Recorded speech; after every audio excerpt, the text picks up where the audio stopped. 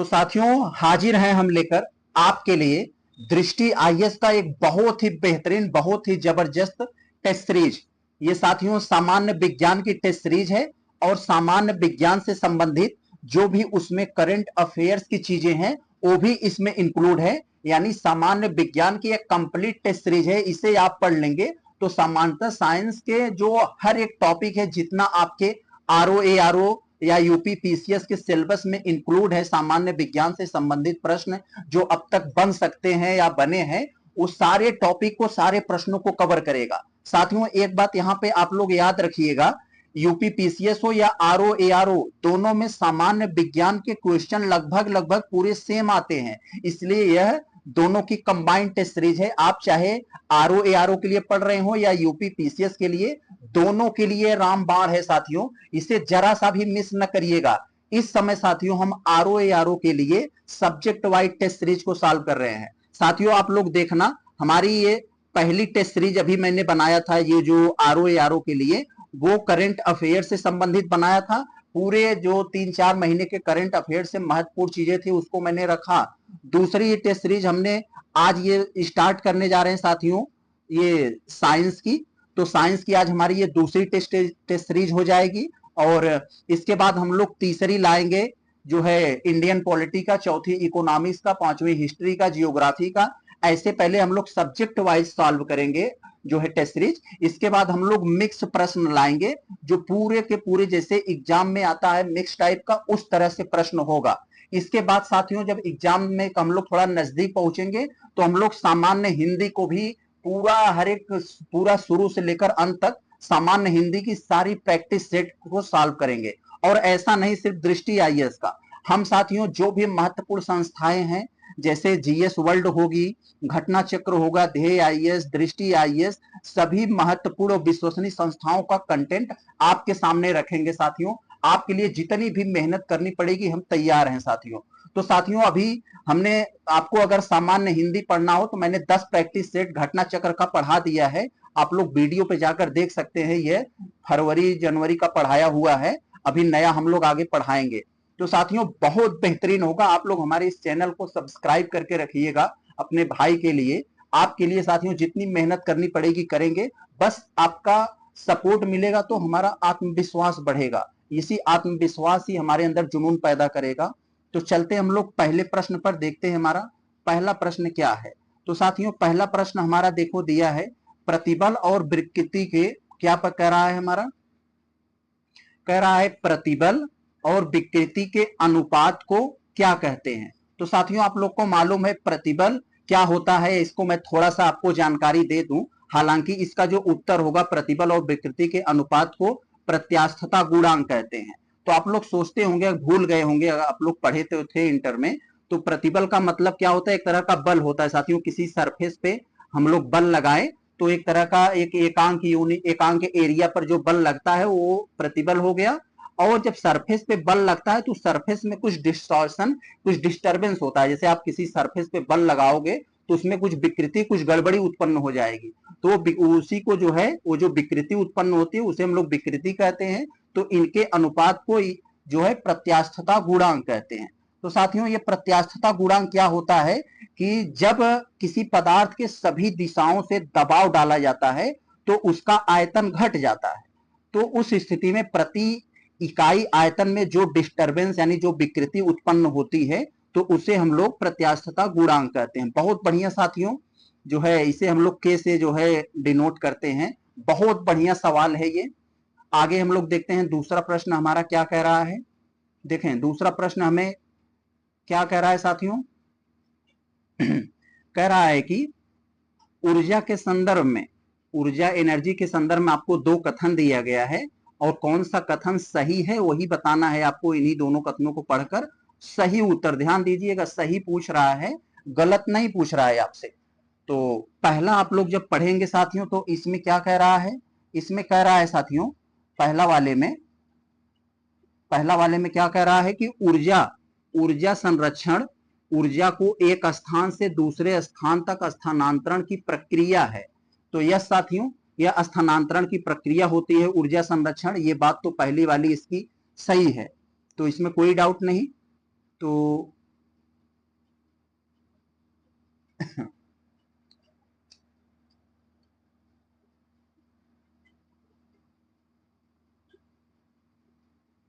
तो हम लोग देखते हैं यहाँ पर दूसरा क्वेश्चन, बहुत ही लाजवाब, बहुत ही बेहतरीन प्रश्न है ये। क्या कह रहा है साथियों, आपको ऊर्जा से संबंधित दो कथन दे दिया है। कह रहा है इन्हीं ऊर्जा से संबंधित दोनों कथनों को पढ़कर आप सही उत्तर दीजिएगा। ध्यान रहे, आपको सही उत्तर पूछ रहा है, गलत नहीं। तो सही उत्तर पढ़ दीजिएगा आप लोग इन दोनों कथनों को पढ़कर। पहला पढ़ेंगे तो कह रहा है ऊर्जा संरक्षण, कह रहा है ऊर्जा संरक्षण ऊर्जा को एक स्थान से दूसरे स्थान तक स्थानांतरण करती है। नहीं भाई, ये ऊर्जा संरक्षण का काम थोड़ी ना होता है। ऊर्जा संरक्षण का काम एक स्थान दूसरे स्थान पर ट्रांसफर करना नहीं होता है, ये बात गलत है सरेआम, आप लोग पढ़े होंगे। तो इसका मतलब पहला गलत हो गया, तो ये नहीं उत्तर हो सकता, ये नहीं उत्तर हो सकता। और दूसरा पढ़ते हैं, तो डायनमो में यांत्रिक ऊर्जा का विद्युत ऊर्जा में परिवर्तन होता है। जी मेरे भाई, बिल्कुल सही जवाब है। डायनमो क्या होता है, जैसे आप लोग जनरेटर देखे होंगे, आप लोगों के गांव में किसी प्रोग्राम में आता होगा, तो उसमें इंजन रहता है और डायनमो। इंजन जो होता है डायनमो को यांत्रिक ऊर्जा देता है और डायनमो आपको विद्युत ऊर्जा देता है। तो डायनमो क्या हो गया, यांत्रिक ऊर्जा को विद्युत ऊर्जा में कन्वर्ट करता है। और जो विद्युत मोटर होती है, जो विद्युत मोटर होती है साथियों, उसका काम इसका डायनमो का उल्टा होता है। उसे आप इलेक्ट्रिक देंगे तो वो आपको यांत्रिक ऊर्जा देगी, जैसे आपका पंखा हो गया, वॉशिंग मशीन हो गई, ये सब। तो मैंने आपको क्लियर कर दिया डायनमो और विद्युत मोटर में अंतर। फिलहाल डायनमो क्या है, यांत्रिक ऊर्जा का विद्युत ऊर्जा में रूपांतरण। तो आपका दूसरा कथन यहाँ पर सत्य है। आगे बढ़े हम लोग, क्या कह रहा है आगे हमारा, देखें तीसरा प्रश्न में साथियों क्या कह रहा है हमारा, बहुत ही बढ़िया प्रश्न। निम्नलिखित में से किसे प्लवन का नियम कहा जाता है। प्लवन मतलब होता है साथियों तैरना या पौड़ना जो होता है। तो प्लवन का नियम की अवधारणा प्रस्तुत की थी, यानी प्लवन का नियम किसने दिया था, आप लोग जानते हैं साथियों, सिंपल सी बात है, कई बार पढ़े होंगे, आर्किमिडीज ने दिया था। आर्किमिडीज ने यही दिया था कि कोई बॉडी जो है अगर पानी में जितना डूबी रहेगी तो उसका भार उतना कम महसूस होगा। इसीलिए आप लोग देखते होंगे, अगर कुएं में से बाल्टी कभी खींचे होंगे, जब पानी के अंदर रहती है तो सरल रहती है, ऊपर आ जाती है तो भारी हो जाती है। तो एक तरह का ये भी उसका वो है। तो आर्किमिडीज ने प्लवन का यानी तैरने का सिद्धांत दिया, कोई बॉडी कैसे तैरेगी, तभी तैरेगी जो अपने भार के बराबर हो पानी को हटा देगी। आगे चले हम लोग देखते हैं, बहुत अच्छे अच्छे सवाल हैं साथियों, पूरे आपके जो है सिलेबस को ये टच करेंगे, आपको बता देंगे कहां कहां से प्रश्न बनते हैं, कैसे बनते हैं, किस लेवल के बनते हैं, कि कैसे प्रश्न बन सकते हैं, ये सारी चीजें क्लियर हो जाएंगी। तो यहां पर कह रहा है एक्सरे का आविष्कार कौन किया था। आप लोग मालूम है साथियों, विल्हेम कॉनराड रोंटेजन ने, हालांकि इनका नाम फेमस है रोंटेजन। तो आप भी जब भी आपके सामने आए तो आप लोग ऐसे ट्रिक थोड़ा याद रखिएगा, एक्स रे, इसमें रे है, इसमें रो है, तो ऐसे याद रखिएगा, आर आर दोनों में है, डबल आर याद रख लेंगे तो याद आ जाएगा, रोंटेजन, एक्सरे और रोंटेजन। तो विकल्प नंबर ए, रोंटेजन ने एक्सरे का आविष्कार किया था। आगे देखें हम लोग पांचवें में क्या है। तो साथियों बहुत ही अच्छा सवाल है, बहुत लोगों को कंफ्यूज करता है तो छोटा सवाल, लेकिन हर एक एग्जाम में पूछा जाता है। कौन सी एक सदिश राशि नहीं है, तो कौन सी नहीं है। सदिश का मतलब साथियों, स का मतलब उसमें इंक्लूड है, स का मतलब सदिश यानी उसमें दिशा भी है, किस राशि में दिशा भी हो। जिन राशियों में दिशा और परिमाण दोनों होता है उसे हम लोग सदिश कहते हैं, और जिसमें दिशा नहीं होता केवल परिमाण होता है तो उसे हम लोग अदिश कहते हैं। तो साथियों यहाँ पर लिफ्ट जो होती है इसमें दिशा होती है, आप लोग जानते हैं लिफ्ट में दिशा होती है। और ये साथियों यह थ्रस्ट जो है, थ्रस्ट का मतलब साथियों एक तरह का जो है वो झटका होता है, विस्फोट होता है, तो उसमें भी दिशा होती है। ड्रैग का मतलब ये, ड्रैग यहाँ पर क्या है साथियों, ये भी एक तरह का जो है जैसे हो जाता है, तो इसमें भी ये भी सदिश राशि है। एंट्रोपी यहाँ पर जो दिया है, ये एंट्रोपी में दिशा नहीं होती। एंट्रोपी क्या होता है, जैसे जो एनर्जी किसी काम के नहीं होती है तो उसको मापने के लिए एंट्रोपी की जरूरत पड़ती है, उसका एक तरह का माप होता है। जो फालतू की एनर्जी होती है उसका माप जो होता है यही एंट्रोपी हम लोग कहते हैं। तो एंट्रोपी में दिशा नहीं होती है, याद रखिएगा।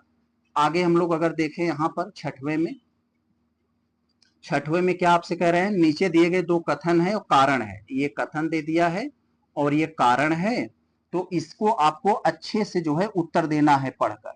तो चलिए आप लोग उत्तर दीजिए, कैसे देंगे, पढ़ना पड़ेगा। पृथ्वी सूर्य के चारों ओर दीर्घवृत्ताकार कक्षा में परिक्रमा करती है। यस मेरे भाई, बिल्कुल सही जवाब है, इसमें कोई डाउट नहीं है, सही बात है। और गुरुत्वाकर्षण के अभिकेंद्री बल के कारण पृथ्वी अंडाकार आकार में सूर्य की परिक्रमा करती है। यस मेरे भाई, जो ये कह रहा है यह इसका कारण है, यानी प्रथम का दोनों सही है और ये इसका एक्सप्लेन भी कर रहा है। तो चले हम लोग देखते हैं ये इसका क्या कह रहा है। इसका अगले पेज पर है ये। तो यहाँ पर साथियों मैंने यही कहा था, बी होगा उत्तर इसका, ए और आर दोनों सही है, आर ए की सही व्याख्या भी कर रहा है। आगे चले हम लोग देखते हैं 7वें में। सिंपल सा सवाल, न्यूटन के तीसरा गति विषयक नियम से जब बंदूक से गोली चलाई जाती है तो बंदूक पीछे की ओर हटना या पीछे की ओर जो झटका देती है तो क्यों देती है, वो क्यों होता है? तो साथियों का ये गति विषयक का तीसरा नियम होता है जिसे हम लोग एक्शन और रिएक्शन का नियम यानी क्रिया प्रतिक्रिया का नियम कहते हैं। यानी जिसको आप जितना तेजी से चोट करोगे वह भी आपको उतना तेजी से जो है चोट करेगा, बल लगाएगा। तो यही हो गया, ये तीसरा नियम हो गया। आगे हम लोग देखते हैं 8वें में साथियों, देखते हैं 8वां में। थोड़ा सा क्वेश्चन को प्रिंटिंग में मिसप्रिंट हो गई है, लेकिन बहुत ही अच्छा सवाल है। ये 2 सूची है मिलान वाला, तो मिलाने में साथियों यहाँ पर जरा सा भी गड़बड़ी नहीं होनी चाहिए। यहाँ पर क्या करेंगे हम लोग साथियों, देखते हैं मिलाने वाले में। एक तरफ यहाँ पर आपको कुछ मेजरमेंट दे दिए गए हैं यहाँ पर, और दूसरी तरफ उनका एसआई मात्रक दे दिया है यहाँ पर। तो कौन से मेजरमेंट का कौन सा एसआई मात्रक होगा उसी को मिला देना है। तो साथियों जो श्यानता होती है इसका नियम क्या होता है, पास्कल पर सेकेंड होता है। ये कहाँ जाएगा, ये पास्कल पर सेकेंड आ जाएगा श्यानता का। और मास जो द्रव्यमान होता है इसका साथियों ओंस होता है, एक मात्रक इसका ओंस हो जाएगा। और पदार्थ की मात्रा मोल होती है, सबको मालूम है साथियों, अमाउंट ऑफ सब्सटेंस मोल हो जाएगा। और बचा है एक आपका जो है आयतन, तो आयतन को गैलन से नापा जाता है। जैसे आप लोग कच्चा तेल वगैरह लाते हैं तो गैलन में ही लगभग नापा जाता है। तो ये हो गया। तो यहाँ पर आपका उत्तर कौन सा बन रहा है, ए वाला जो है आपका 2 पर गया, ए वाला 2 पर गया, बी वाला 1 पर, तो सी बन रहा है, डी वाला 3 पर गया, तो सी उत्तर बन रहा है। बहुत अच्छा। आगे चले हम लोग 9 में देखते हैं क्या है। 9 में साथियों बहुत अच्छा सवाल है ये। कौन सा दर्पण पनडुब्बी में इस्तेमाल होने वाले पेरिस्कोप में लेंस के रूप में प्रयोग किया जाता है? यानी जो पनडुब्बी में इस्तेमाल पेरिस्कोप होता है उसमें लेंस के रूप में कौन सा दर्पण इस्तेमाल होता है साथियों? तो उसमें समतल दर्पण का निर्माण होता है साथियों, प्लेन मिरर जिसे हम लोग इंग्लिश में कहते हैं। ये आपका उत्तर सी हो जाएगा। आगे देखते हैं हम लोग। देखें, अच्छा, बहुत अच्छा सवाल है साथियों ये। अब बहुत सरल होता है, हाई स्कूल में हम लोग को पढ़ने को मिला होगा। ये बहुत सिंपल होता है लेकिन लोग बहुत कंफ्यूज होते हैं इसमें। दूरदृष्टि दोष, निकट दृष्टि दोष में मानव नेत्र के संबंध में कौन सा कथन सही है, इन चारों कथनों में पढ़ के बताना है। तो साथियों आप लोग को पहले थोड़ा सा एक्सप्लेन कर दो। दूरदृष्टि दोष देखने में तो ऐसा लग रहा है इसी में दोष दूर होगा, दूर की नहीं दिखाई देती होगी, लेकिन नहीं। जब भी आपके सामने दूरदृष्टि दोष आए तो इसका मतलब समझ लीजिए दूर का दिखाई देता है, नजदीक का नहीं दिखाई देता है। और दूर का दिखाई जब दे, नजदीक का न दिखाई दे, तो उसमें जो है उत्तल लेंस लगता है। और निकट दृष्टि दोष जब होता है साथियों, निकट दृष्टि दोष में क्या होता है कि निकट के दिखाई देता है, दूर का नहीं दिखाई देता है। उल्टा होता है, ध्यान रखिएगा। जब दूर का नहीं दिखाई देता है तो उसमें जो है अवतल लेंस का प्रयोग किया जाता है, अवतल लेंस का, याद रखिएगा। तो यहाँ पर जो साथियों दिया है हमारे 10वें वाले प्रश्न में, तो यहाँ कहा है कौन सा कथन सत्य है, निकट दृष्टि दोष से दोष पीड़ित व्यक्ति के पास की वस्तुएं को स्पष्ट रूप से देख सकता है। तो साथियों ये बात तो मतलब क्या कह रहा है, मानव नेत्र के संबंध में कौन सा कथन सत्य है। तो कौन सा कथन सत्य है उसको पूछा है। तो निकट दृष्टि दोष से जो व्यक्ति पीड़ित होता है पास की वस्तुओं को स्पष्ट रूप से देख सकता है। यस, ये तो बात सही है। दूर दृष्टि दोष, आंखों में दूर की वस्तुएं स्पष्ट रूप से देखी जा सकती हैं, ये भी बात सत्य है। और ये क्या है, द्विभिक लेंस का उपयोग करके दृष्टि वैषम्य को ठीक किया जा सकता है। यस। तो यहाँ पर साथियों ये वाला गलत है, यहाँ पर ए और बी दोनों सही हैं, डी वाला यहाँ उत्तर होगा। जो मैंने पहले बताया यही दोनों बातें, तो ये दोनों बातें यहाँ पर दोनों फिट बैठ रही हैं, ए और बी दोनों सही हैं। आगे चले हम लोग। आगे देखें क्या है 11 में हमारा। 11 में साथियों वही बात दिया है। यहाँ अभी मैंने आपको जब जनरेटर वाला मामला बता रहा था तो उस समय मैं आपको एक्सप्लेन किया था कि डायनमो और विद्युत मोटर दोनों एक दूसरे के उल्टे सिद्धांत पर काम करते हैं। डायनमो होता है आपको यांत्रिक ऊर्जा लेता है और आपको विद्युत ऊर्जा देता है, और विद्युत मोटर जो है साथियों एक ऐसी उपकरण होती है जो आपको विद्युत लेकर यांत्रिक ऊर्जा देती है। जैसे पंखा हो गया, मोटर हो गई, समरसीबल हो गया, कूलर हो गए, सब जो होते हैं आपको विद्युत लेते हैं और यांत्रिक ऊर्जा देते हैं, और डायनमो तो इसका उल्टा होती है।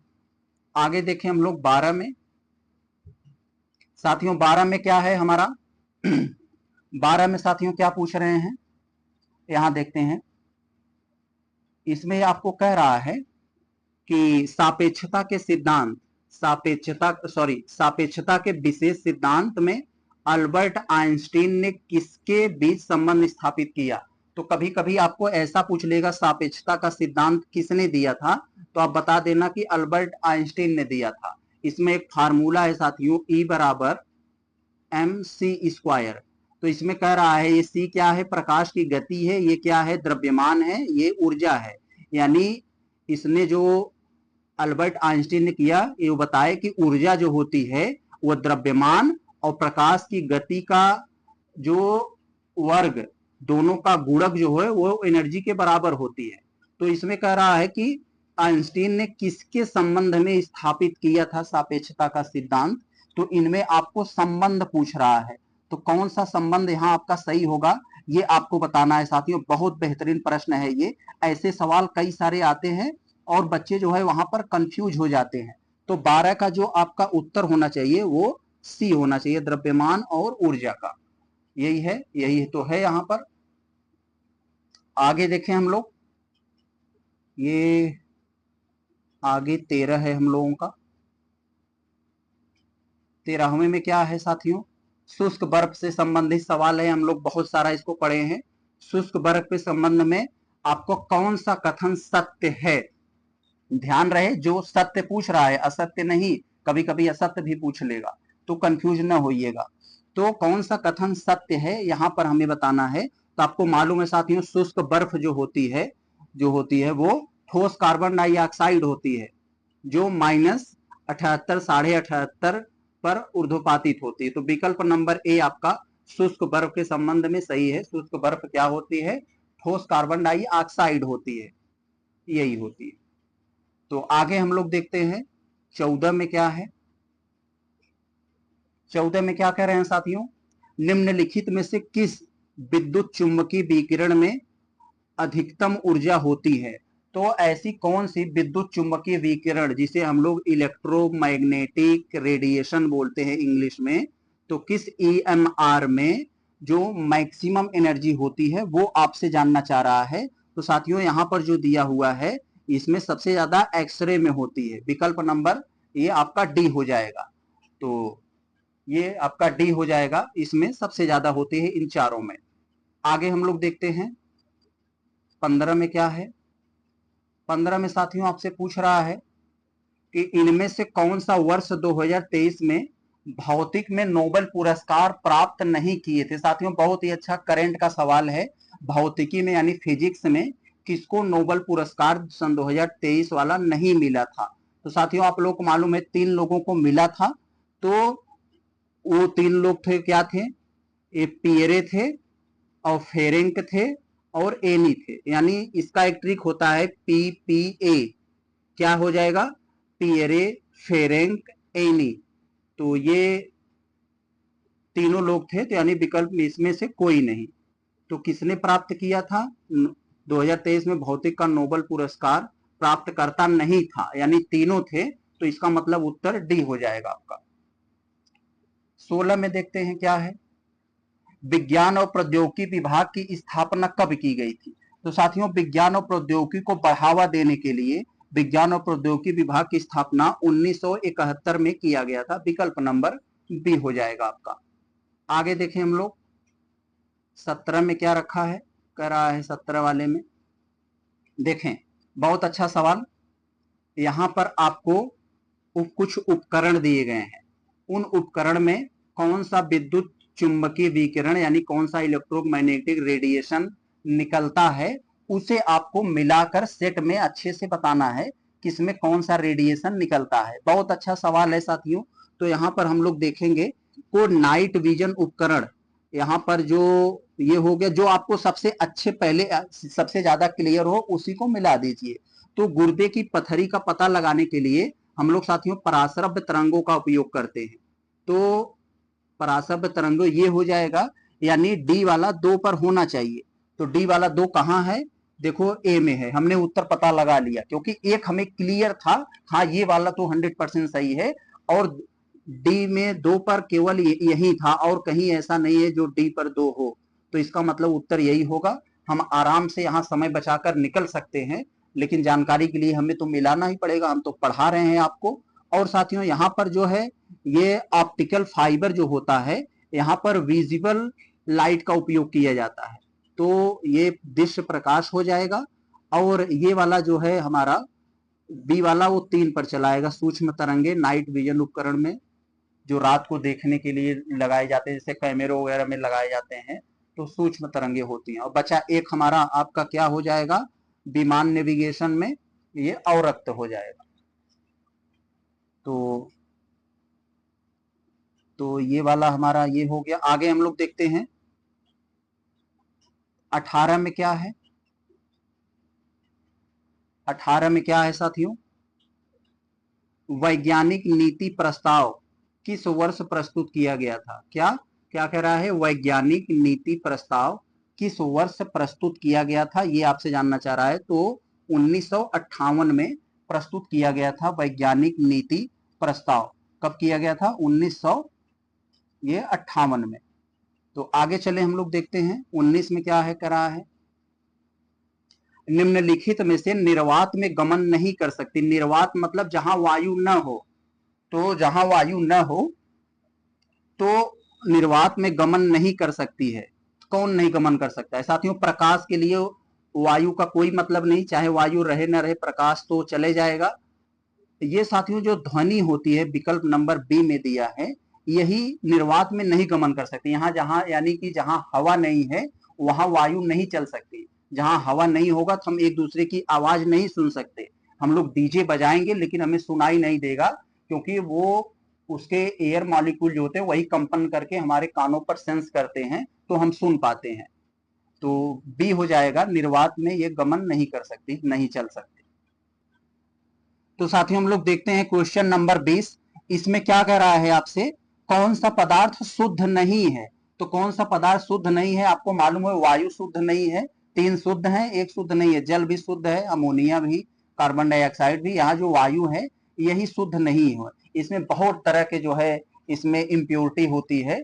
तो ये आपका उत्तर हो जाएगा डी वाला, 20 का डी हो जाएगा। आगे हम लोग देखते हैं अगर 21 वाले में, 21 वाले में क्या कहा जा रहा है, निम्नलिखित में से किसने परमाणु को एक अविभाज्य कण के रूप में प्रस्तुत किया था। तो ऐसे कौन से वैज्ञानिक हैं जो परमाणु को कहे कि हाँ भाई परमाणु को विभाजित नहीं किया जा सकता, ये अविभाज्य कण है। तो ऐसा किसने किया था साथियों, जो डाल्टन ने। आप लोग पढ़े होंगे डाल्टन का परमाणु सिद्धांत, कक्षा 11 में हो सकता, हम तो पढ़े थे, आप लोग को नहीं पता नहीं, इंटर में पढ़ाया गया था 11 में जो हम लोग थे, तो हम लोग को 11वीं में ये चीज पढ़ाई गई थी पहली बार। आगे देखें हम लोग। तो साथियों बहुत ही अच्छा सवाल है, ये सवाल कई सारे एग्जाम में खूब दबा कर पूछा जाता है, ये क्वेश्चन नंबर 22 वाला। तो कुछ एसिड है तो कुछ पदार्थ है, किस पदार्थ में कौन सी एसिड पाई जाती है, ये आपको मिलाकर जो है बताना होता है। तो आप लोग को मालूम होगा साथियों, यहाँ पर जो है जो चीजें दिया गया है, तो नींबू का रस, नींबू का रस दिया है, सिरका दिया है। तो सिरका में साथियों आप लोग जानते हैं क्या पाया जाता है, यहाँ ये इमली, खट्टा दूध हो गया। खट्टा दूध यानी खट्टा दूध में क्या पाया जाता है, लैक्टिक एसिड, जो हमें जब सबसे ज्यादा क्लियर है हम उसी को मिला दें पहले। तो ये हम मिला दिए, और इमली में टार्टरिक एसिड पाई जाती है, तो ये हम मिला दिए। यानी डी वाला हमारा 4 पे, सी वाला 3 पे, और ये वाला हमारा 3 पे आ जाएगा। और जो है हमारा सिरका साथियों, सिरका हमारा कहाँ पे जाना चाहिए, ये तो सी डी यहाँ पर आ जाएगा। ऐसा देखें कहाँ है, तो ऐसा यहाँ पर दिखाई दे रहा है, हमें उत्तर पता चल गया। दो हमें क्योंकि क्लियर था, इमिली टार्टरिक एसिड और ये डी वाला जो है ये लैक्टिक एसिड। तो इसका मतलब उत्तर आपका बी होना चाहिए। ए वाला नींबू में क्या हो जाएगा, स्कॉर्बिक एसिड हो जाएगा और सिरका में ये एथनोइक अम्ल हो जाएगा। तो हालांकि एथनोइक कहीं कहीं सिरका में आपसे जो है ये दूसरा होता है, यहाँ पर तो एथनोइक दे दिया है फिलहाल, इसके हिसाब से तो उत्तर बी ही होगा। आगे देखें 23 वाले में क्या कह रहे हैं, इसमें कह रहे हैं कि निम्नलिखित में से कौन सा प्रबल अम्ल है, यानी सबसे ताकतवर एसिड निम्नलिखित में से कौन है। तो साथियों आप लोग को मालूम होगा HCl हाइड्रोक्लोरिक एसिड जिसे हम लोग HCl बोलते हैं, और सल्फ्यूरिक एसिड H2SO4, ये दोनों को बहुत ही पावरफुल एसिड बोला जाता है। ये दोनों जो होते हैं, जो अधिकतर तेजाब जो बनाए जाते हैं इन्हीं के सहारे बनाए जाते हैं, तो ये सब ताकतवर नहीं है। तो विकल्प नंबर यहाँ पर आपका सी हो जाएगा, 23 का यहाँ पर आपका उत्तर हो जाएगा, 23 का सी हो जाएगा। आगे देखें 24 में, तो 24 में साथियों क्या गजब का सवाल दिया है आपसे, आपसे एक कथन दिया है और एक कारण दिया है, इन दोनों को पढ़कर आपको बताइए कि सही उत्तर क्या है। तो सही उत्तर आपको बताना है, तो चलिए बताना है सही उत्तर, तो कैसे बताएंगे। देखें कथन में आपसे कह रहा है कि जलीय यानी एक्वस सोडियम क्लोराइड को इलेक्ट्रोलिसिस के दौरान क्लोरीन का उत्पादन करता है। तो इलेक्ट्रोलिसिस के दौरान क्लोरीन का उत्पादन करता है, यह साथियों बिल्कुल सही है। जो NaCl एक्वस NaCl जो होता है उसका आप इलेक्ट्रोलिसिस करोगे तो ये क्लोरीन निकल जाता है, आपको क्लोरीन मिलेगा। और क्लोरीन, इस क्लोरीन गैस का जो उपयोग ब्लीचिंग पाउडर में किया जाता है। यस, तो दोनों बातें सही हैं, तो इसीलिए किया जाता है इसका। तो इसका एक्सप्लेन भी कर रहा है, तो आपका ये, तो मतलब दोनों सही हैं, एक्सप्लेन नहीं कर रहा है। तो मतलब ये दोनों बातें सही हैं, ये भी सही है ये भी, लेकिन ये इसका कारण या इसके एक्सप्लेन नहीं कर रहा है। तो ये सी वाला आपका उत्तर सही है, 24 का सी। आगे अगर हम लोग देखें 25 वाले में, तो 25 में आपसे क्या कह रहे हैं, 25 में साथियों आपसे कहा जा रहा है कि आयनिक यौगिक के संदर्भ में, आयनिक कंपाउंड के संदर्भ में दो कथन दे दिए गए हैं आपको। इन दोनों कथनों को पढ़कर सही उत्तर का चयन करना है। तो कैसे करेंगे चयन, चलिए पढ़ लेते हैं, पढ़ लेंगे तो हम चयन कर लेंगे। तो चले हम लोग पढ़ेंगे, कैसे पढ़ेंगे। तो ये आमतौर पर प्रकृति में भंगुर होते हैं, यानी आयनिक यौगिक जो होते हैं ये भंगुर होते हैं, चकनाचूर हो जाते हैं। तो ये बात सही है पहला वाला। इसका गलनांक और क्वथनांक उच्च होता है। यह साथियों जो प्रकृति में भंगुर होते हैं, आयनिक होते हैं, तो उनका गलनांक और क्वथनांक, यानी वो गलते हैं भी बहुत ज्यादा, गलने के लिए भी उनको टेम्परेचर बहुत घटाना करना पड़ेगा, और उनको उबाल मतलब उनको क्वथनांक के लिए भी ज्यादा एनर्जी देना पड़ेगा। तो दोनों बातें सही हैं, तो यहाँ ए हो जाएगा, 25 का ए हो जाएगा आपका। आयनिक यौगिक का गलनांक क्वथनांक भी हाई होता है। देखें बहुत अच्छा सवाल है, अगर आप लोग थोड़ी सी इलेक्ट्रॉनिक के बारे में जानते होंगे, जो इलेक्ट्रॉनिक जो सर्किट वगैरह जोड़ी जाती हैं वो शोल्डर का प्रयोग करके जोड़ा जाता है। मैं तो ये बहुत किया हूं, मुझे अनुभव है इसका। तो जो शोल्डर में एक रांगा होता है, उसका नाम रांगा होता है, पतला सा चांदी जैसा तार होता है, वो इसी को गलाकर जोड़ा जाता है। तो रांगा यानी शोल्डर एक मिश्र धातु होती है, तो क्या मिलाकर वो बनाई जाती है ये पूछ रहा है। तो सीसा और टिन मिलाकर वो बनाया जाता है। तो विकल्प नंबर ये सी हो जाएगा, सीसा और टिन का वो मिश्र धातु होती है जो शोल्डरिंग में प्रयोग की जाती है, जिसे रांगा भी कहा जाता है। 27 में क्या है, निम्नलिखित में से किसे पिक्रिक अम्ल के नाम से जाना जाता है। तो पिक्रिक अम्ल से साथियों TNP को जाना जाता है, टाइन नाइट्रोफिनॉल। टाइन नाइट्रोफिनॉल को पिक्रिक एसिड के नाम से जाना जाता है। विकल्प नंबर डी हो जाएगा, इसे याद रखिएगा। आगे देखें हम लोग अब 28 में, तो 28वें में यहाँ पर क्या दिया है साथियों, वही मिलाने वाला प्रश्न है। तो इसको थोड़ा सा ध्यान दीजिएगा साथियों, क्योंकि ये थोड़ा सा छोटा है, तो आपको दिखाई तो दे ही रहा होगा। तो यहाँ पर कुछ आपको केमिकल्स दिए गए हैं, इन केमिकल्स का में मतलब ये क्या होते हैं इसमें बताना है, मतलब उनका एक रासायनिक नाम के आगे है, तो उसको हमें मिला देना है। ये सामान्य नाम है और यहाँ पर एक केमिकल नाम है। तो इन दोनों को मिलाना है, तो कैसे मिलाएंगे, चलिए हम लोग शुरू करते हैं मिलाने के लिए। तो देखें, ये वाला आपका जो है कीटनाशक, कीटनाशी को ये हो गया, और कवकनाशी, शाकनाशी, कृंतकनाशी, तो ये सब जो है साथियों, ये आपका कीटनाशी जो है एल्युमिनियम फास्फेट, इस पे आ जाएगा। और कवकनाशी, कवकनाशी कहाँ पर जाएगा, ये आ जाएगा आपके ये बोर्डो मिश्रण पर। और शाकनाशी कहाँ पर जाएगा, ये चला आएगा बेंजीप्राम पर। और एक ये बचा है, ये आ जाएगा एल्युमिनियम फास्फाइड पर। तो इसका मतलब ये सी वाला आपका सेट तैयार हो रहा है। तो सी वाला आपका उत्तर होगा यहाँ पर। आगे हम लोग देखें अगर 29 वाले में, 29 वाले में यहाँ पर क्या पूछ रहा है, निम्नलिखित में से कौन सा रासायनिक नाम, एक तरफ रासायनिक नाम है और एक तरफ सामान्य नाम है, एक तरफ, और एक तरफ रासायनिक नाम है, यानी यहाँ सामान्य नाम, यहाँ रासायनिक नाम, तो कौन सा सही सुमेलित नहीं है। 3 सुमेलित हैं, एक सही सुमेलित नहीं है, तो उसी को बताना है कौन सा सही सुमेलित नहीं है। तो साथियों यहाँ पर ये वाला क्या है, ब्रिमस्टोन, तो इसको सल्फर होता है, ये तो सही है, इसमें कोई डाउट नहीं, ये सही है। ये एप्सम साल्ट जो होता है साथियों, इसका सोडियम परबोरेट नहीं होता है, यही गलत है। तो विकल्प नंबर बी आपका उत्तर हो जाएगा। एप्सम साल्ट जो होता है साथियों, ये मैग्नीशियम सल्फेट होता है, सोडियम पर मैग्नीशियम सल्फेट, तो मैं यहाँ शॉर्टकट में लिख दे रहा हूँ, तो यही होता है। और जिप्सम का तो कैल्शियम सल्फेट हाइड्रेट, और अल्कोहल का तो इथेनॉल, तो ये सब सही है, बी वाला ही गड़बड़ था। आगे देखें हम लोग 30 का, ठोस का तापमान बढ़ाने पर कणों की गतिज ऊर्जा, सॉरी साथियों यहाँ पर क्या देखो क्या कह रहा है, ये ठोस यानी जो सॉलिड है, जो सॉलिड है उनका अगर हम लोग तापमान बढ़ाएंगे तो उनके कणों की गतिज ऊर्जा क्या होगी साथियों, बढ़ेगी। सीधी सी बात है, घटेगी थोड़ी ना। तो उनका तापमान जब बढ़ाएंगे तो उनके जो पार्टिकल्स हैं उनकी जो है काइनेटिक एनर्जी बढ़ जाएगी। तो ये है आपका सी हो जाएगा उत्तर में, सामान्य सी बात है, हम लोग पढ़े हैं खूब। 31 में क्या कह रहा है साथियों, 31 में भी वही है, कौन सा सुमेलित नहीं है, कौन सा सुमेलित नहीं है।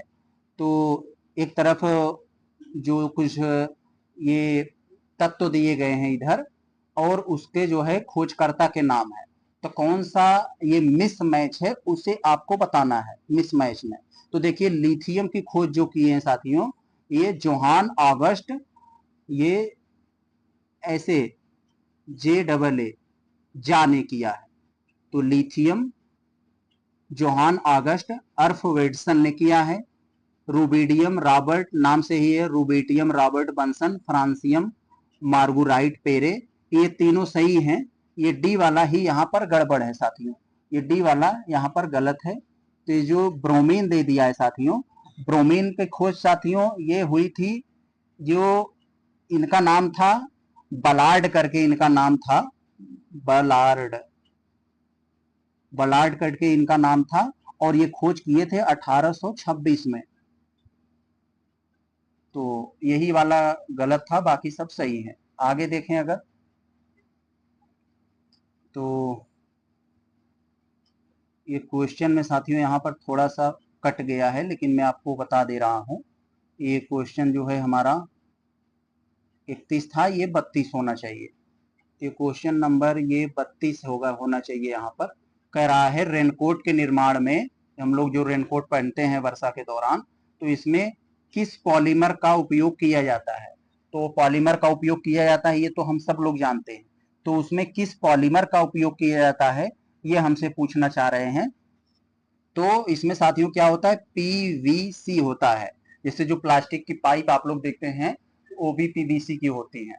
तो वही जो रेनकोट भी पॉलीविनाइल क्लोराइड की होती है, विकल्प नंबर ए हो जाएगा। आप अगर पाइप वाइप ले आएंगे देखेंगे तो उसपे PVC, आप लोग कहते हैं ना हमें PVC की पाइप दीजिए, तो यहाँ पर ये होगा।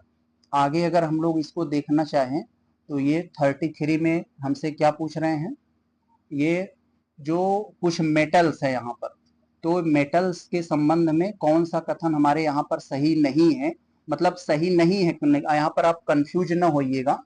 यहाँ पर बहुत से सारे बच्चे जो होते हैं उनको लगता है कि सही पूछ रहा है और वो आता हुआ प्रश्न को गलत करके आते हैं। तो कौन सा सही नहीं है, इस पर आपको ट्रिक करना है। तो चलिए दबाइए अपना ट्रिगर, स्टार्ट करिए। देखिए कौन सा सही नहीं है। तो धातुओं के संबंध में वे मूल ऑक्साइड होते हैं, तो वे मूल ऑक्साइड होते हैं, तो ये बात सही है। मूल ऑक्साइड बनाते हैं, तो ये बात तो सही है। धातुओं के संबंध में उनकी विद्युत ऋणात्मकता अधिक होती है। यह साथियों, उनकी विद्युत ऋणात्मकता अधिक होती है अपनी तरफ अट्रैक्ट करने की जो है, तो ये भी बात सही है इनके संबंध में। तो ये सॉरी, मैंने गलत, ये तो उसे धातुओं के संबंध में पूछ रहा है ना, तो विद्युत ऋणात्मकता कम होती है साथियों, ये बात सही नहीं है। ये बी वाला यहाँ पर गलत हो जाएगा। तो इसमें कुछ मिसप्रिंटिंग दे दिया है यहाँ पर क्या क्या शब्द करके, तो यहाँ पर ये बी वाला जो है गलत हो जाएगा यहाँ पर। तो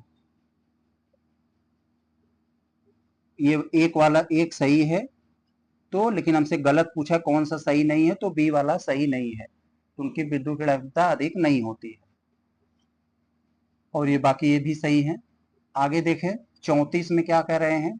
समतापी प्रक्रिया वह है जिसमें, समतापी प्रक्रिया यानी एक जो है नॉर्मल थर्म, एक इक्वल टेम्परेचर की बात कर रहा है समतापी प्रक्रिया के बारे में।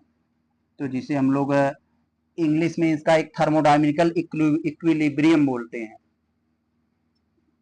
तो समतापी प्रक्रिया क्या है ये आपसे जानना चाह रहा है। तो परिवर्तन के दौरान तंत्र का तापमान स्थिर रहता है, यानी इक्विलिब्रियम में हम वही बोलते हैं।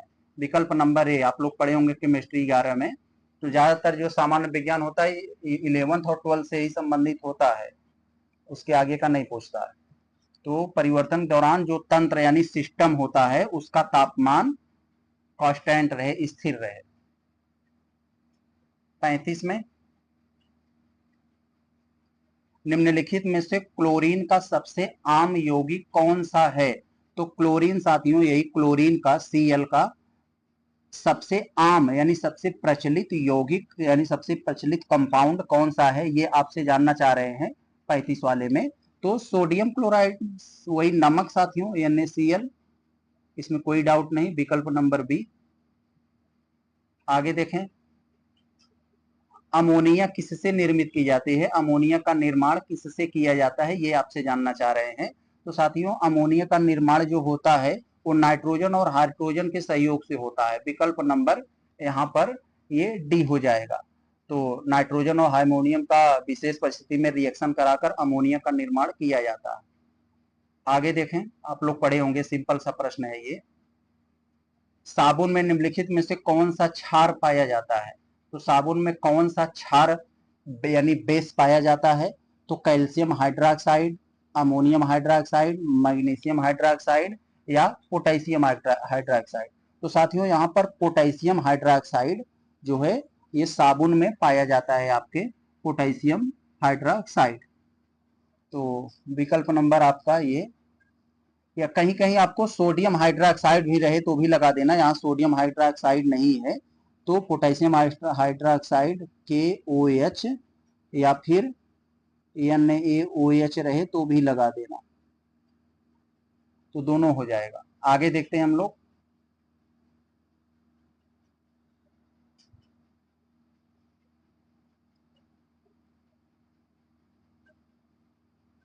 तो हमारा ये हो जाएगा, ये मिसप्रिंट है यहाँ पर, 38 होना चाहिए हमारा,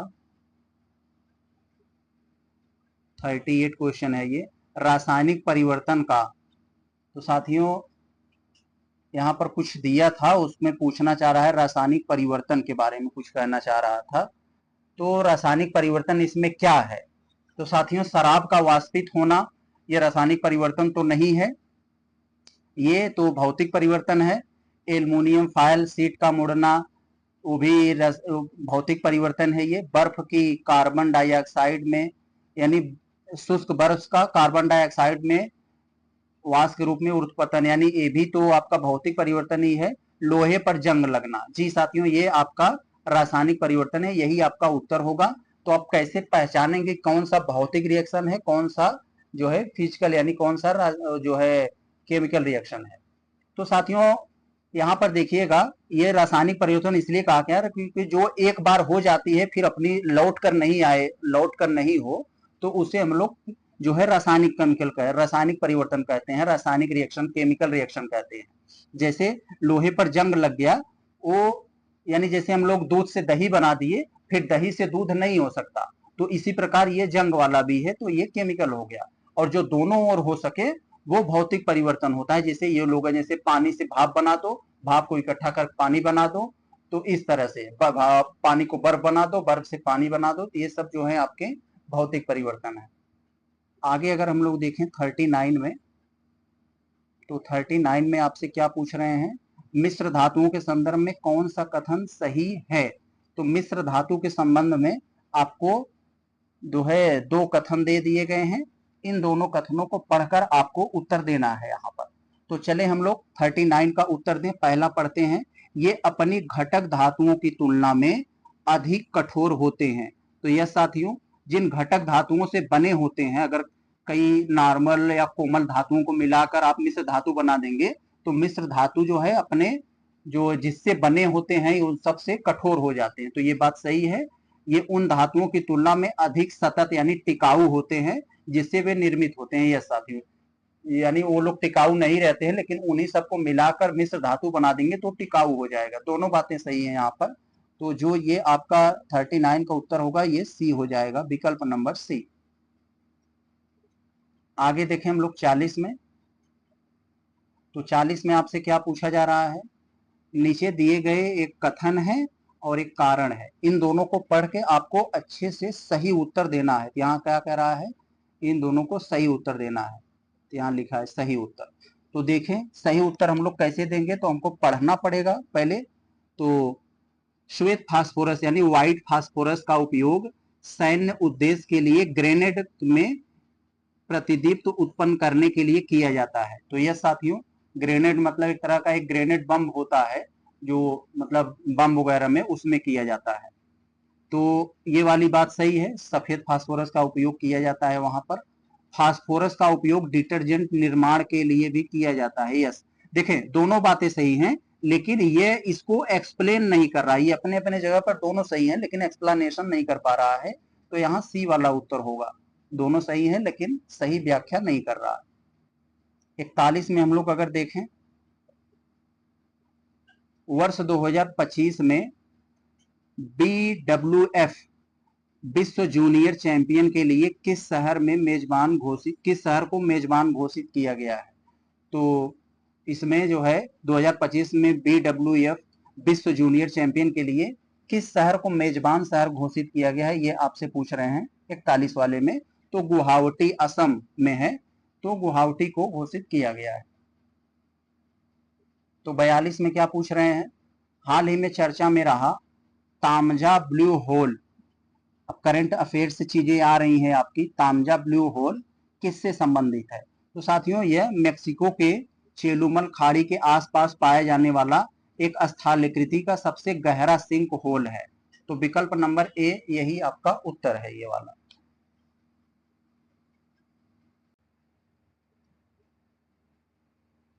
तो साथियों हम लोग देखते हैं क्वेश्चन नंबर 43 क्या कह रहा है। इसमें बहुत ही बेहतरीन सवाल है, अभी ये चर्चा में बहुत तेजी था जब लोकसभा का चुनाव चल रहा था। तो इसमें पूछ रहा है साथियों आपसे, कह रहा है कोविशील्ड वैक्सीन जो है उसको लगवाने वाले में कुछ व्यक्तियों में एक दुर्लभ है, यानी कुछ कुछ व्यक्तियों में महत्वपूर्ण दुष्प्रभाव देखा गया था। तो निम्नलिखित में से कौन सा सिंड्रोम अनुभव किया गया। तो साथियों बहुत ही अच्छा सवाल है, जो उसमें अनुभव किया गया था, जो उस समय समस्या थी, यह टीटीएस की समस्या को लेकर थी, थ्रोम्बोसिस विथ थ्रोम्बोसाइटोपिनिया। तो साथियों यह क्या है, यह खून के थक्के से संबंधित है। और कोर्ट ये मामला जब कोविशील्ड वैक्सीन का, ये ब्रिटेन की कंपनी है एस्ट्राजेनिका, तो एस्ट्राजेनिका इसको बनाने वाली कंपनी थी। तो जिन व्यक्तियों को ये मतलब कोविशील्ड वैक्सीन लगा था उनमें यह टीटीएस का प्रभाव देखने को मिला था। तो ये मामला ब्रिटेन की कोर्ट में गया, तो ब्रिटेन की कोर्ट ने स्वीकार किया कि हाँ, इससे जो है यह खून के थक्के से संबंधित ये बीमारियां फैल रही हैं कुछ व्यक्तियों में, जिसके कारण हार्ट अटैक और जो है ब्रेन हेमरेज हो रहा है, ये सबकी बीमारी। तो यही है साथियों, कुछ व्यक्तियों में जो ये दुर्लभ समस्या देखने को मिली थी, तो ये टीटीएस की समस्या थी। विकल्प नंबर बी हो गया। बहुत अच्छा, आगे देखें हम लोग। देखें क्या गजब का सवाल है साथियों, अभी करंट अफेयर्स का आने वाला है क्वेश्चन, आप लोग एकदम तैयार हो जाइए, मिस न करिएगा उसे। देखते हैं हम लोग 44 में, वेस्ट नाइल बुखार, वेस्ट नाइल बुखार से संबंधित किस रोग वाहक के कारण होता है? तो साथियों ये मच्छर के द्वारा होता है, हम लोग को मालूम है। डेंगू, वेस्ट नाइल बुखार, मलेरिया, ये सब मच्छर के द्वारा होते हैं, अलग अलग मच्छरों के जो टाइप्स हैं। तो एडीज जो है साथियों, इससे तो डेंगू होता है, और एनाफिलीज जो है इससे तो मलेरिया होता है। इन दोनों को आप पहले निकाल दीजिए। और ये जो वेस्ट नाइल बुखार है, इसे क्यूलेक्स मच्छर के द्वारा होता है। विकल्प नंबर बी हो जाएगा ये वाला। आगे हम लोग चले, देखें 45 में। देखें ये संधि से संबंधित है, 46वीं अटलांटिक संधि परामर्श बैठक कि निम्नलिखित में से किस शहर में आयोजित की गई? तो साथियों ये भारत में आयोजित की गई, ये कोच्चि में। कोच्चि कहाँ है? केरल में। विकल्प नंबर सी हो जाएगा आपका। बहुत अच्छा, आगे देखते हैं हम लोग। क्या गजब का सवाल आ रहे हैं करंट अफेयर से संबंधित। 46 में कह रहा है, कौन सा विश्व प्रेस स्वतंत्रता सूचकांक 2024 में शीर्ष पर है? तो साथियों विश्व प्रेस स्वतंत्रता सूचकांक जो है ये 3 मई को बनाया जाता है, और 3 मई को ये रिपोर्ट आया 2024। तो इसमें बताया गया कि जो सबसे अच्छी प्रेस जहां की है वो साथियों स्वीडन की है। विकल्प नंबर बी हो जाएगा आपके 46 का, ये सी हो जाएगा, सॉरी ये नॉर्वे की है। विकल्प नंबर ये सी नॉर्वे की है, जो नॉर्वे शीर्ष पर है। आपसे टॉप पर पूछा है तो टॉप पर साथियों ये नॉर्वे है। और अपना भारत कितना है साथियों? अपना भारत इस साल चला गया 180 देशों का ये सूचकांक था, तो 180 देशों में अपना भारत इस साल 159 स्थान पर है। हालांकि 2023 की अगर बात कर लें तो 2023 में यही भारत 161वें स्थान पर था। तो इस साल अपनी महान मीडिया ने 2 अंक का सुधार किया है, तो याद रखिएगा इसे। पहले नंबर पर नॉर्वे, फिलहाल अपने भारत का तो जरूर याद रखिएगा, 2024 का ये है, और 2024 का पूछे तो ये है।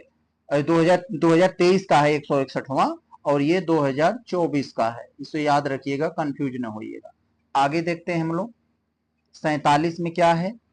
देखिए साथियों, कौन सा मानव इतिहास का एक पहला मिशन है जिसमें चंद्रमा के सुदूर यानी चंद्रमा के सबसे दूर भाग से नमूने पृथ्वी पर लाए गए?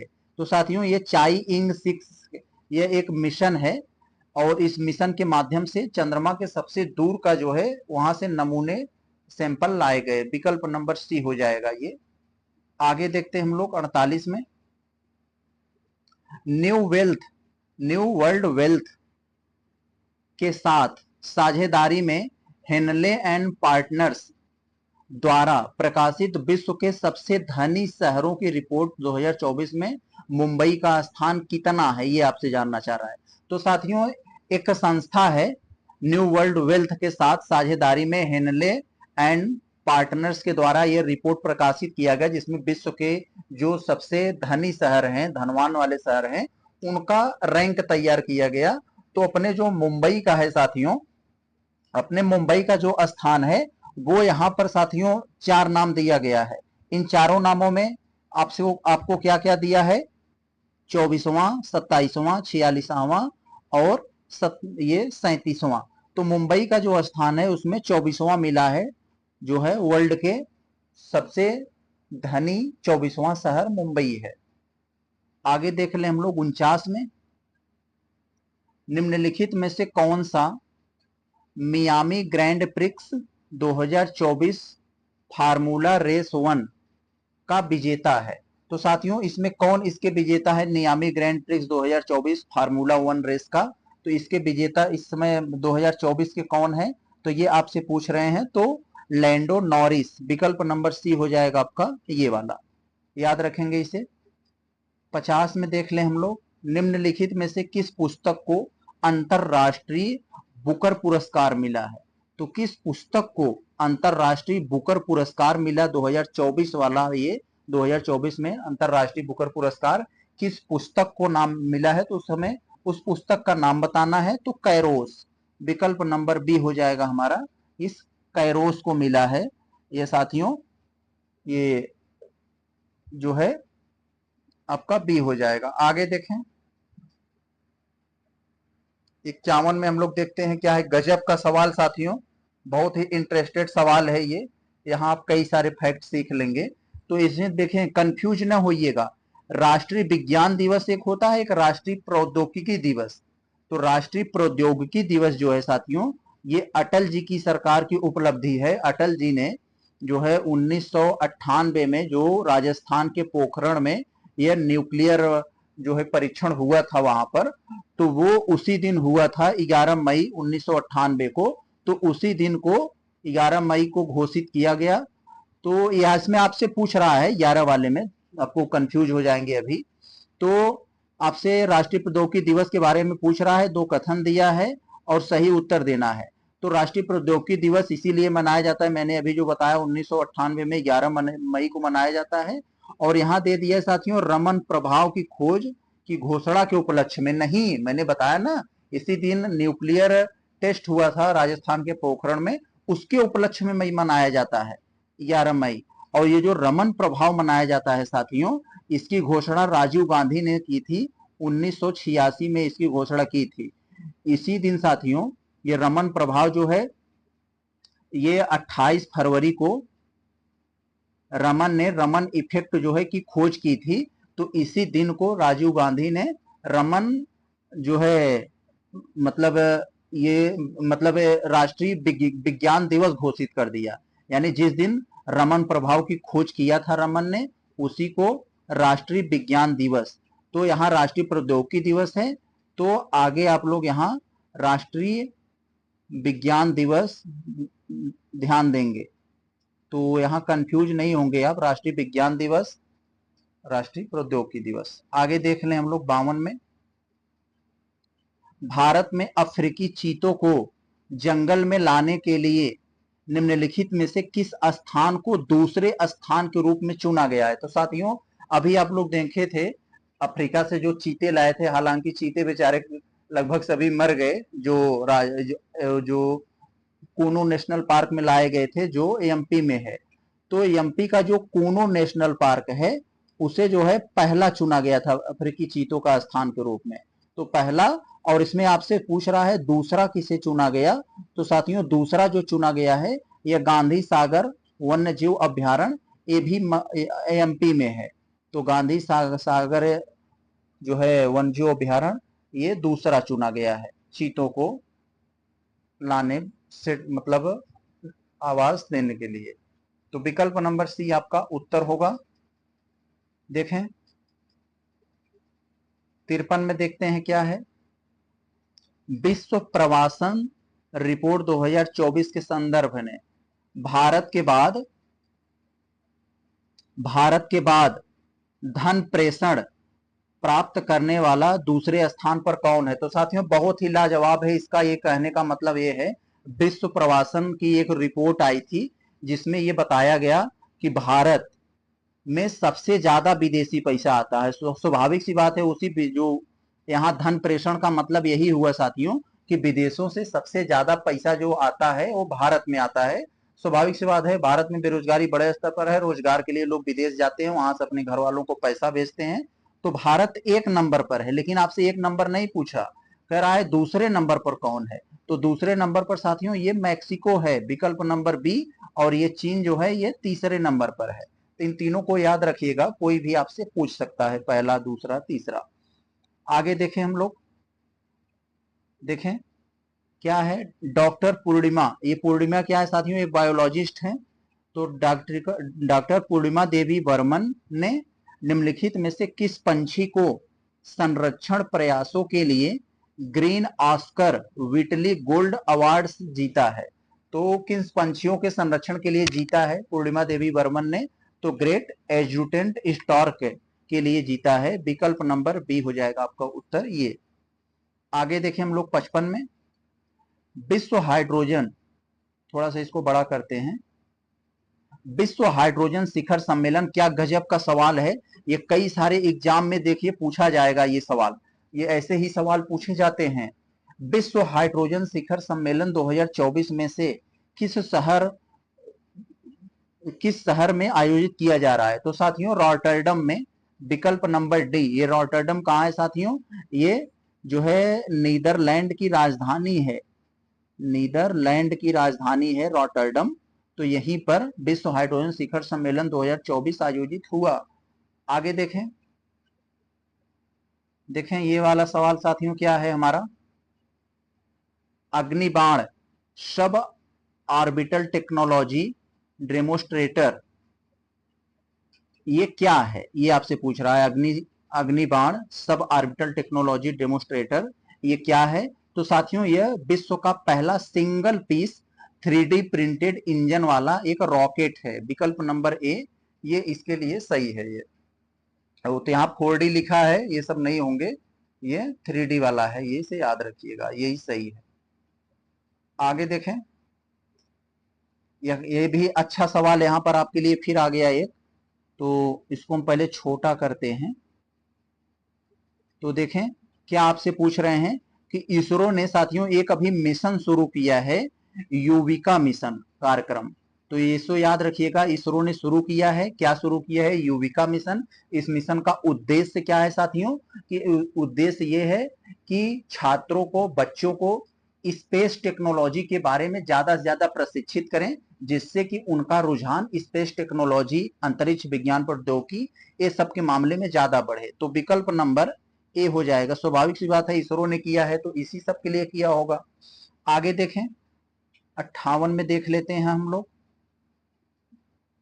58 में क्या पूछ रहे हैं, मैड्रिड ओपन टेनिस 2024 टूर्नामेंट का विजेता कौन है? तो मैड्रिड ओपन टेनिस 2024 का ये विजेता कौन है साथियों? ये आपसे सवाल पूछ रहे हैं, आपको सामने ये 4 नाम दिए गए हैं, इन चारों में कौन है साथियों ये आपसे बताना है।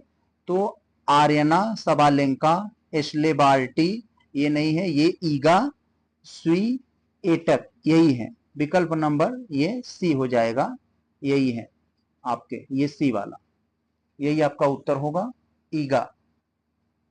आगे देखें हम लोग 59, इतना अच्छा सवाल फिर आ गया आपके सामने।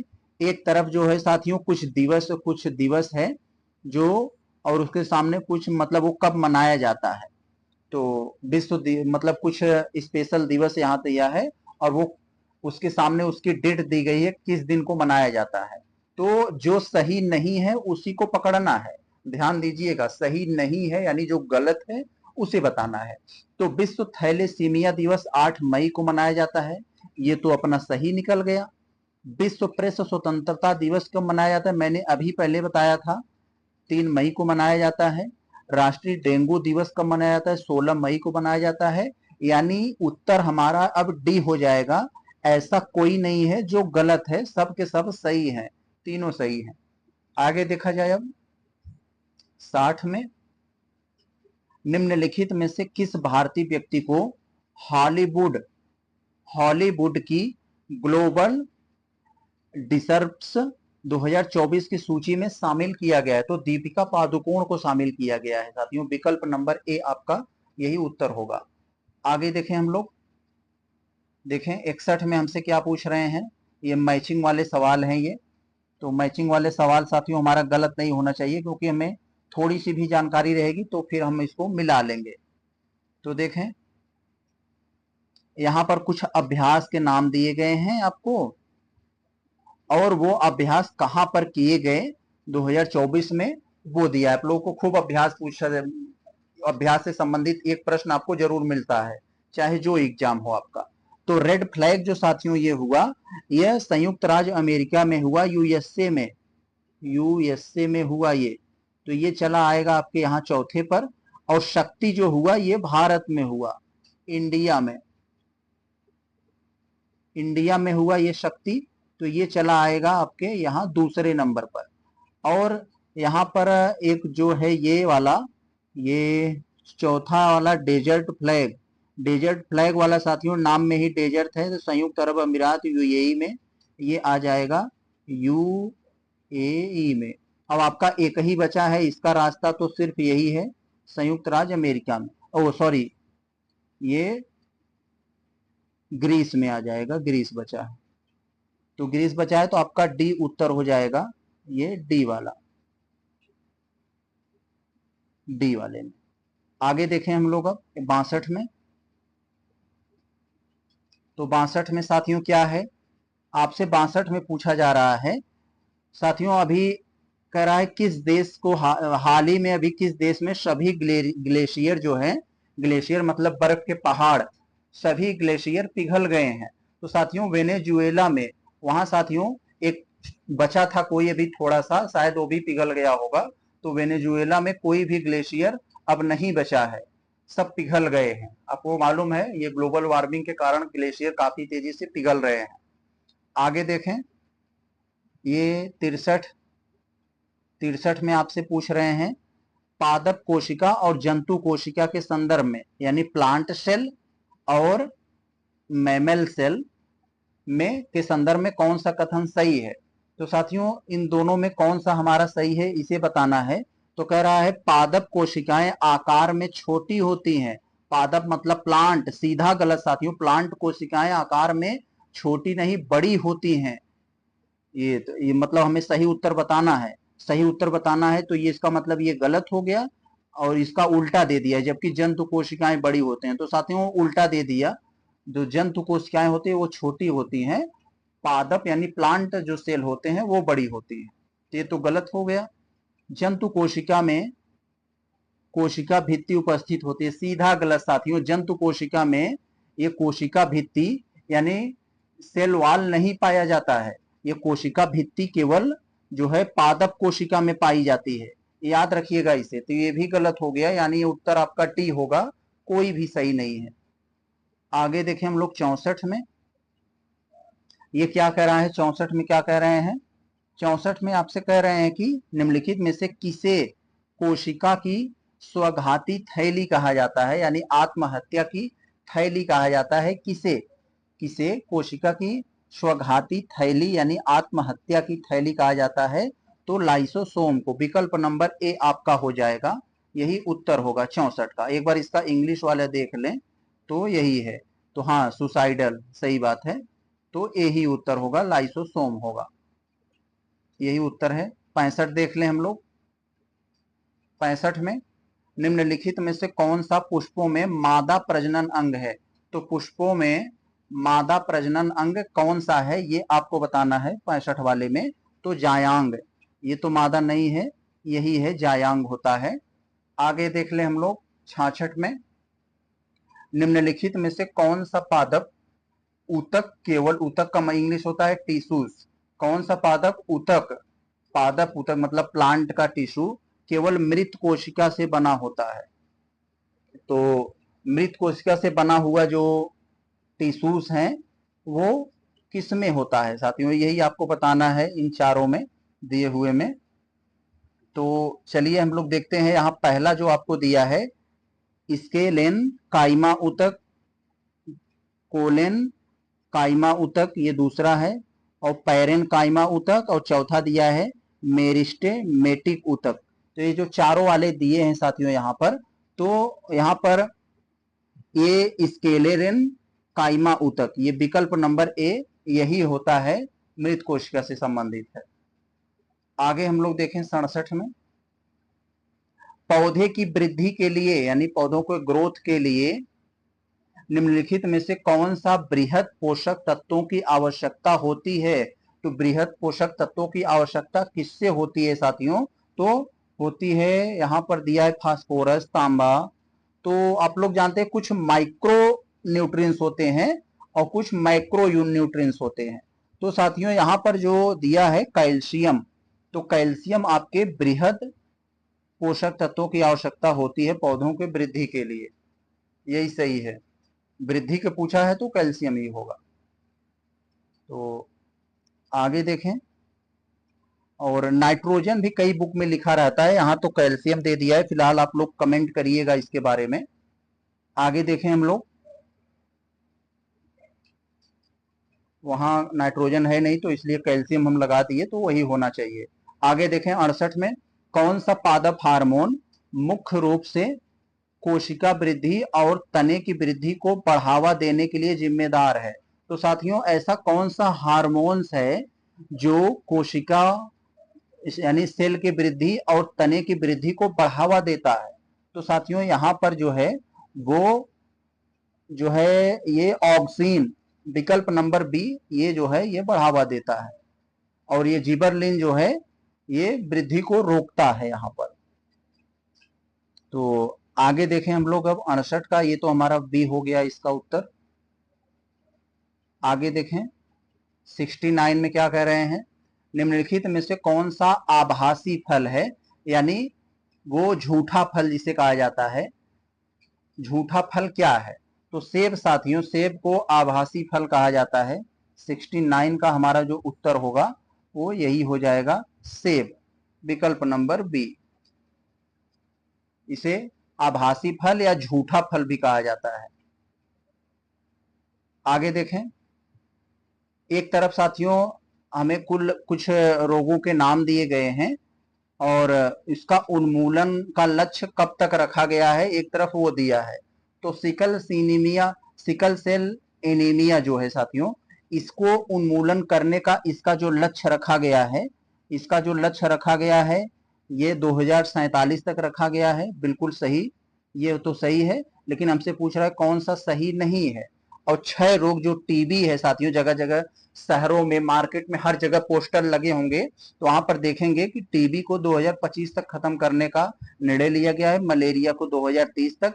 ये तीनों तो आप लोग जानते होंगे। ये वाला जब तीनों ये सही हैं तो स्वाभाविक सी बात है गलत यही होगा, बी वाला। तो बी ही आपका उत्तर होना चाहिए, लसिका फाइलेरिया। तो ये इसका जो इसको खत्म करने का जो निर्णय लिया गया है यह 2030 तक नहीं है। तो आप लोग जो है एक बार कमेंट्स में बताइएगा कब है। हमें तो ये तीनों कंफर्म था इसलिए हम उत्तर को निकाल लिए, हाँ ये नहीं होगा। लेकिन आप लोग एक बार बताइएगा कि हाँ ये जो है ये लसिका फाइलेरिया ये कब है, जिसे हम लोग जो है लिम्फेटिक फाइलेरिया बोलते हैं। तो ये 2027 तक जो है इसको खत्म करने का निर्णय लिया गया है, 2030 नहीं बल्कि 2027 तक। आगे देखें तो इसलिए गलत हो गया। 71 में क्या है, वर्ष 2023 का मेडिसिन और फिजियोलॉजी का नोबेल पुरस्कार किस उपलब्धि के लिए प्रदान किया गया है? तो साथियों ये किस उपलब्धि के लिए मेडिसिन या फिजियोलॉजी का नोबेल पुरस्कार प्रदान किया गया, तो ये किसके लिए किया गया है? कोविड-19 के विरुद्ध mRNA का टीका विकसित करने के लिए, ये वाला हो गया। आगे देखें 72 में, तो साथियों यहां पर कुछ बीमारियों के नाम हैं और कुछ विटामिन के नाम हैं। तो किस विटामिन की कमी से कौन सा बीमारी होती है इसे हमें बताना है। तो यहाँ पर साथियों हाँ हमें दिया है विटामिन सी। तो जानते हैं विटामिन सी की कमी से स्कर्वी रोग होता है, हम लोग बहुत अच्छे से परिचित हैं। तो ये 4 पे चला आएगा आपका, ये तो 4 पे चला आएगा, इसका तो काम हो गया। अब देखते हैं हम लोग ये विटामिन डी की कमी से साथियों जानते हैं ये हड्डी से संबंधित है, रिकेट्स, ये वाला हो जाएगा। और विटामिन B7, विटामिन B5, तो विटामिन B5 जो है साथियों ये जो रोग होता है एक तरह का, ये बोला जाता है कि जैसे ये पेलाग्रा, तो इसमें प्लेग्रा लिख दिया है। तो विटामिन B5 जो है वे पेलाग्रा से संबंधित है। ये आला आ जाएगा आपके, इधर से करते हैं नहीं तो कंफ्यूज हो जाएंगे, ये इधर चलाएगा। और बाकी एक आपका जो बचा है B7, उसका रास्ता तो यही है, बाल झड़ना। तो यहाँ पर उत्तर आपका क्या हो गया, ए वाला 4 पे होना चाहिए, बी वाला 2 पर। तो इसका मतलब यही उत्तर है आपका, बी वाला। आगे देखा जाए 73 में, तो 73 में क्या पूछ रहे हैं आपसे, निम्नलिखित में से कौन सा भारतीय विश्वविद्यालय Times Higher Education Young University ranking 2024 का शीर्ष 100 रैंकिंग में शामिल है? तो भारतीय विश्वविद्यालय के बारे में बात कर रहा है कि Times Higher Education Young University की जो रैंक निकली है 2024 की, तो टॉप 100 में अपना भारत का कौन से विश्वविद्यालय शामिल है, तो वे हमें बताना है सही उत्तर करके बारे में। तो यहाँ पर साथियों जो इसमें दिया है, इसमें महात्मा गांधी विश्वविद्यालय, महात्मा गांधी विश्वविद्यालय, एक तो महात्मा गांधी विश्वविद्यालय जो केरल में है ये है, एक अन्ना विश्वविद्यालय जो तमिलनाडु में है ये है। तो यही दोनों टॉप 100 में है। ये उत्तर आपका कौन ए होने जाना चाहिए, ए वाले में। आगे देखें 74 में क्या होगा हमारा, ये वर्ष 2024 भारतीय लेखक जिनका नाम है रस्किन बॉन्ड को निम्नलिखित में से किस पुरस्कार से सम्मानित किया गया है? तो रस्किन बॉन्ड को साथियों साहित्य अकेडमी फेलोशिप पुरस्कार से सम्मानित किया गया। आगे देखा जाए 75 में भारतीय प्रौद्योगिकी संस्थान यानी आईआईटी बॉम्बे निम्नलिखित में से किस कंपनी की साझेदारी में भारत का पहला क्वांटम डायमंड माइक्रोचिप्स इमेजर विकसित किया जा रहा है? तो किस कंपनी की साझेदारी में भारत का पहला क्वांटम डायमंड माइक्रोचिप्स जो वो विकसित किया जा रहा है, ये आपसे पूछ रहे हैं। तो ये विकसित किया जा रहा है साथियों टाटा कंसल्टेंसी सर्विस टीसीएस के, विकल्प नंबर ये बी हो जाएगा आपका। आगे देखें 76 में पायल कबाड़िया की किस फिल्म ने 77वें कौन से फिल्म फेस्टिवल में ग्रैंड प्रिक्स जीता है? तो साथियों किस फिल्म में जीता है पायल कबाड़िया की, उस फिल्म का नाम बताना है। तो 76 वाले में यहाँ 4 नाम दिए गए हैं। तो इन चारों नामों में साथियों all we imagine in light, विकल्प नंबर डी, यही फेस्टिवल ग्रैंड प्रिक्स जीता है 77वें कौन फिल्म फेस्टिवल में। आगे देखें ये क्या है यहाँ पर 77 में ट्रेवल एंड टूरिज्म डेवलपमेंट 2024, क्या लिखा है यहाँ, ट्रेवल एंड टूरिज्म डेवलपमेंट 2024 के संदर्भ में कौन सा कथन हमारा सही है? तो इन दोनों कथनों को पढ़िए और सही उत्तर दीजिए। तो यह आर्थिक मंच द्वारा जारी किया गया है। तो ये जो travel and tourist development index 2024 है, ये कह रहे हैं कि ये जो है विश्व आर्थिक मंच के द्वारा जारी किया गया है। तो विश्व आर्थिक मंच के द्वारा जारी किया गया है, यस ये बात सही है। इस सूचकांक में भारत जो है 39 स्थान पर है। तो यह साथियों भारत इसमें 39 स्थान पर है यहाँ पर। तो ये दोनों कथन हमारे बी हो जाएंगे, ये वाला। आगे देखा जाए दोनों सही हैं। 78 में निम्नलिखित में से कौन ब्लू ओरिजिन के अंतरिक्ष यान से, कौन ब्लू ओरिजिन के अंतरिक्ष यान से अंतरिक्ष में जाने वाला पहला भारतीय पर्यटक बन गया है? तो ब्लू ओरिजिन एक अंतरिक्ष यान का नाम है।